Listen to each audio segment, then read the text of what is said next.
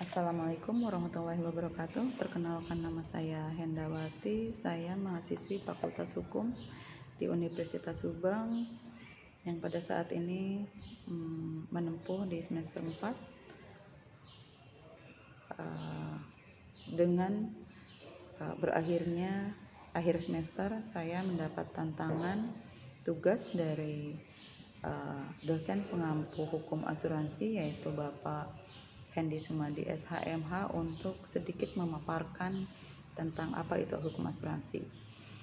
Di sini kita mengangkat undang-undang yang mengatur tentang usaha perasuransian. Undang-undang itu lahir pada tahun 1992 untuk mengatur usaha perasuransian. Di sini di Undang-Undang Nomor 2 Tahun 1992 difokuskan untuk mengatur tentang usaha perasuransian, sementara lahir kembali di tahun 2014 yaitu Undang-Undang tentang perasuransian itu sendiri. Indonesia sebelum lahirnya Undang-Undang Nomor 2 Tahun 1992, asuransi diatur dengan peraturan pemerintah, dengan keputusan presiden, serta peraturan yang ada di bawahnya.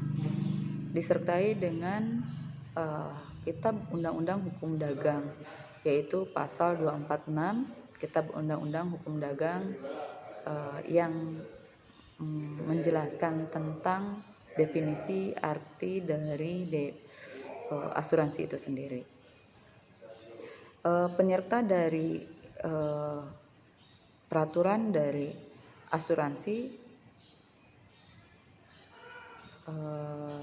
lebih dijelaskan secara rinci dengan karakteristik yang berbeda, yaitu dengan Kitab Undang-Undang Hukum Perdata yang terdapat dalam pasal 1774,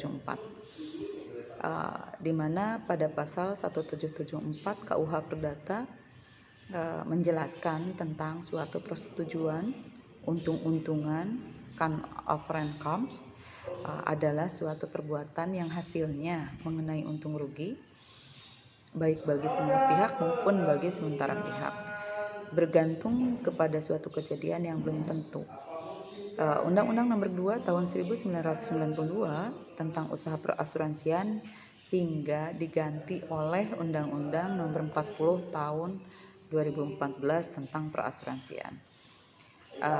Berdasarkan pasal 1 ayat 1 Undang-Undang Nomor 40 Tahun 2014 tentang perasuransian, asuransi berarti atau asuransi adalah perjanjian antara dua pihak, yaitu perusahaan asuransi dan pemegang polis, yang menjadi dasar penerima premi oleh perusahaan asuransi sebagai imbalan untuk memberikan penggantian kepada tertanggung atau pemegang polis karena kerugian, kerusakan, biaya yang timbul, kehilangan, keuntungan, atau tanggung jawab hukum kepada pihak ketiga yang mungkin diderita tertanggung atau pemegang polis karena terjadinya suatu peristiwa yang tidak pasti, atau memberikan pembayaran yang didasarkan pada meninggalnya tertanggung atau pembayaran yang didasarkan pada hidupnya tertanggung dengan manfaat yang besarnya telah ditetapkan